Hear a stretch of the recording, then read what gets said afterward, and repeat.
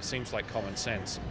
Each to their own, I guess. What we do in private should remain in private, but it shouldn't be a law, I guess, to constrain others and what they do with it. It's like a moral question. It's a moral law, really. I think that's great. It's, you know, protecting someone's privacy. Yeah, that's true. I think so.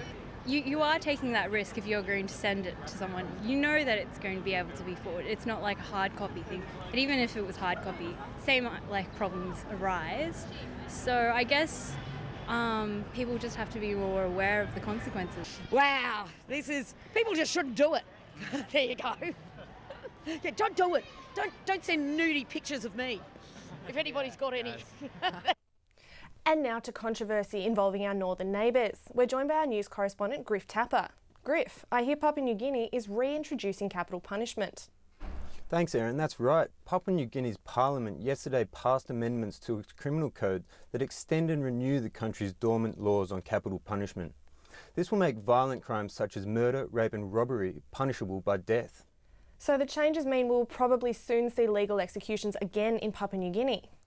Exactly, Erin. The country did have the death penalty, but it was not enforced.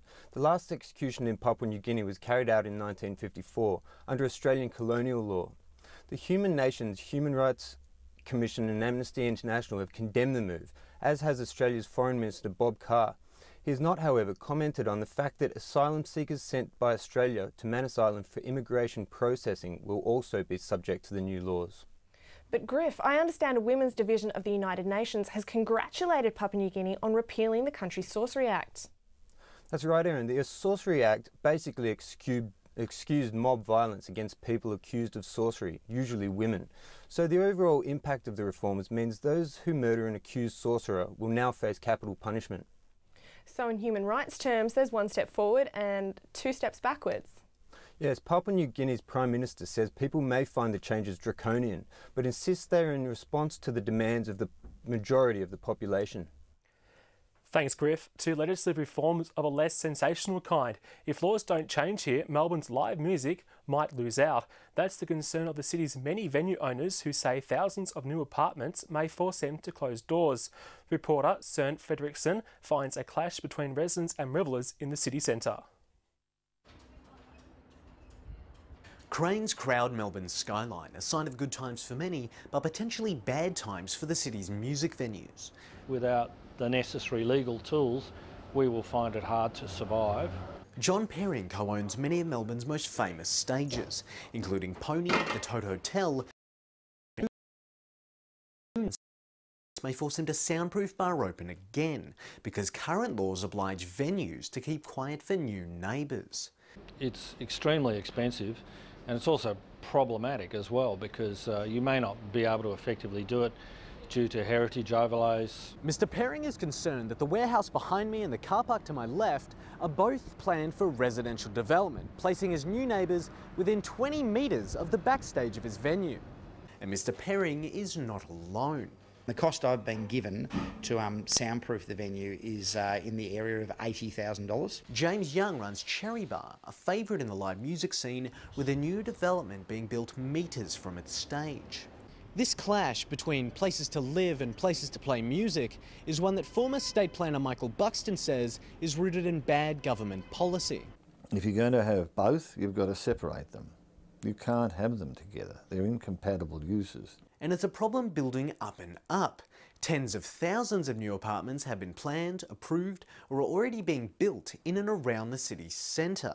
And the CBD's designation as a capital city zone means existing occupants have little say in what goes up next door. This is going to get worse because there are going to be a lot more people moving into areas of high impact noise. Now that's a recipe for disaster. Mr Buxton says loud, low-frequency noise is hard to keep out and means expensive soundproofing measures may not do much good anyway. Planning Minister Matthew Guy and the City of Melbourne declined to comment. Whatever the case, Melbourne's musos won't go quietly. Cherry Bar's going nowhere and by hook or by crook will survive. Søren Fredrickson for Newsline. Thanks, Søren. And now to business with Vanessa Dalwa. And Vanessa, prosecutors in the US have uncovered what is potentially the biggest money laundering scandal in history. That's right, Pete. It's been revealed that more than $6 billion has been laundered through 17 countries, including Australia's Westpac Bank. The money was transferred through a Costa Rica-based currency transfer and payment processing company called Liberty Reserve. Liberty has been described as a kind of PayPal for criminals engaged in everything from drug trafficking to child pornography. More than $38 million was deposited into 3 separate Westpac accounts. US authorities have arrested 5 of the 7 main suspects in a global sting, with arrests so far made in New York City and Spain. And Rupert Murdoch has made an announcement about the future of News Corp. That's right, Pete. Rupert Murdoch is separating the publishing and entertainment arms of News Corp. Speaking to potential investors, he said the publishing side of the business is undervalued and underdeveloped, and the separation will allow them to cut costs. The publishing arm will keep the News Corp name with a new logo modelled on Murdoch's handwriting. The entertainment arm will be separately traded under the name 21st Century Fox. Thanks, Vanessa. And still to come on Newsline, we review new movie Warm Bodies, find out the latest in sport, and meet with a comedian with a crippling sense of humour.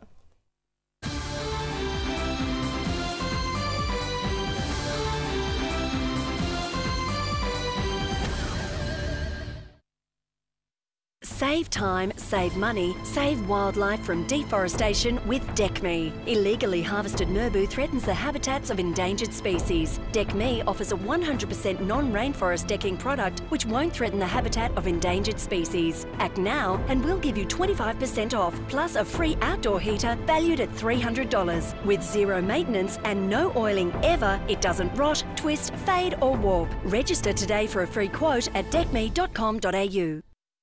Dude, where's my car? What? Dude, it's What Hobbies, Wide Open Throttle. That awesome shop in Ringwood with all the radio-controlled cars, boats, planes, helis, streetwear and more. Dude, sick. So sick.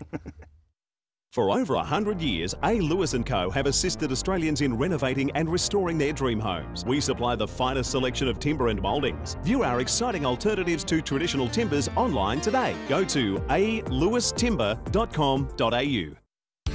He delves into people's backyards and offers expert advice. It's overcrowded, so the plants are growing in amongst each other. Reinvigorate your garden. It's a persimmon tree. The Silly's Garden, 7:30 Wednesdays.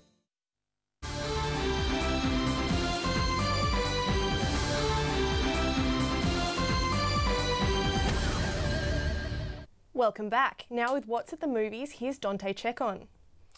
Well, Erin, a good rom-com is usually a story of boy meets girl, and usually that boy and that girl are alive and well. But not in Warm Bodies. This film is really a fusion of 2 well-rehearsed genres, zombies and romantic comedy. A rom-zom-com. And if you like those, you'll love this. Take a look.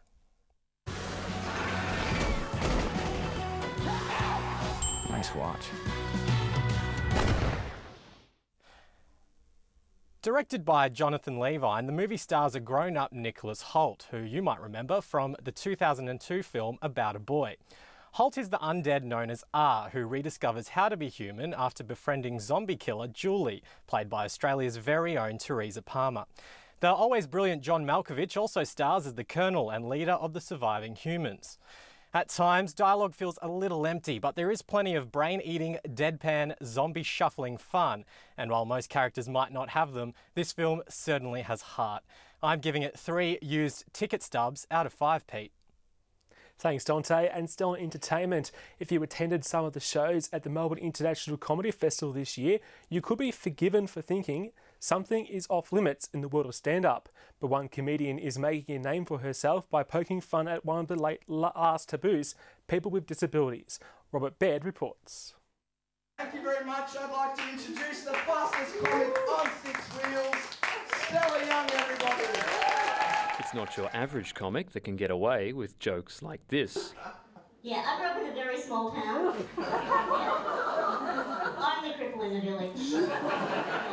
Stella Young's brand of frank, self-effacing stories about her life living with a disability has left more than a few people unsettled. People say, oh, I've been taught my whole life that we can't make fun of the disabled. And then here's me going, this shit's hilarious. Stella was born with the congenital bone disorder, osteogenesis imperfecta.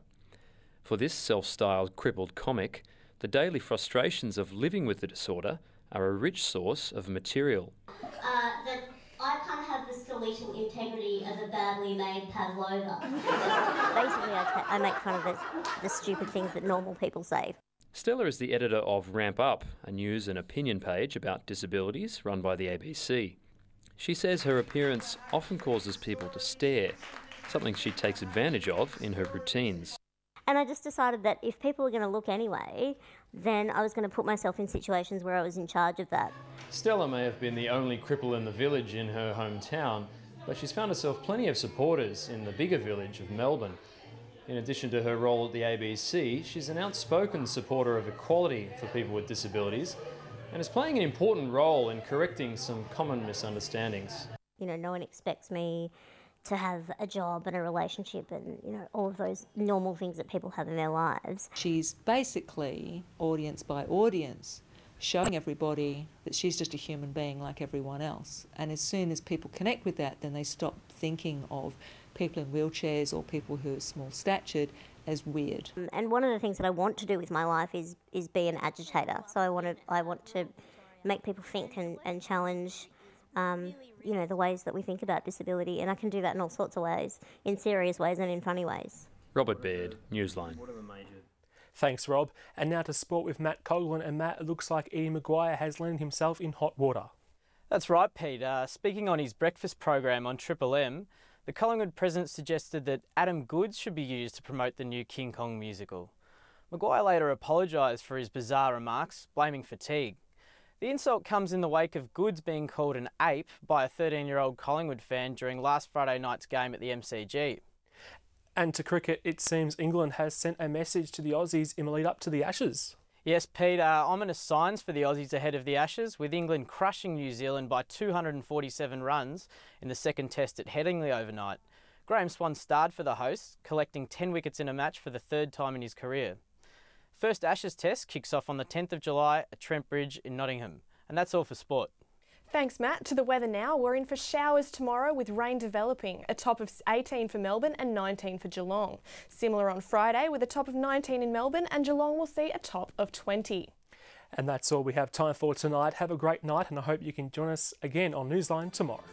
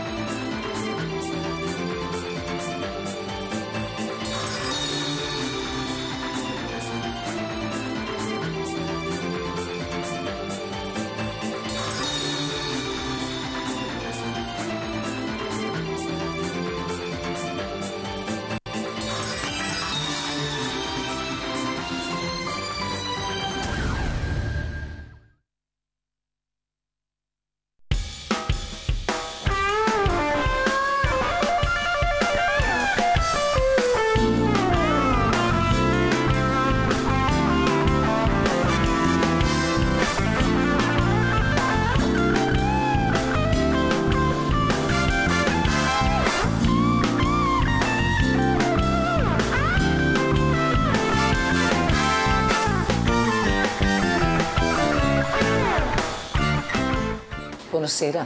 Welcome to another episode of Regional Italian Cuisine. Of course, my name is Caterina Borsato, and on this program, we're going to be discussing the topic of cheese, formaggio to the Italians who